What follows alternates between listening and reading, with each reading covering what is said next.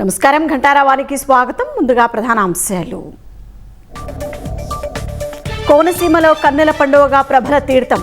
భక్తజన సందోహం మధ్య జగ్గన్న తోటకు ఏకాదశ రుద్రుల తరలింపు.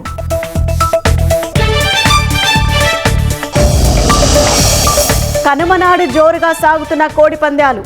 సందర్శకుల తాకిడితో జాతరను తలపిస్తున్న బరులు.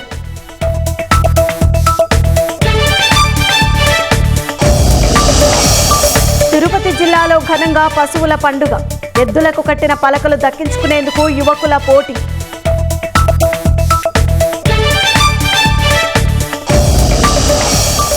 ఇసుకపల్లి బీచ్లో స్నానానికి వెళ్లిన 4 యువకుల గల్లంతు.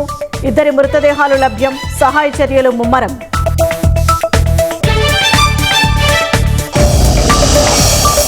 తల్లి చీర కొనివ్వలేదని ఉరేసుకుని బాలిక ఆత్మహత్య. విశాఖ వెంకోజీపాలెంలో ఘటన.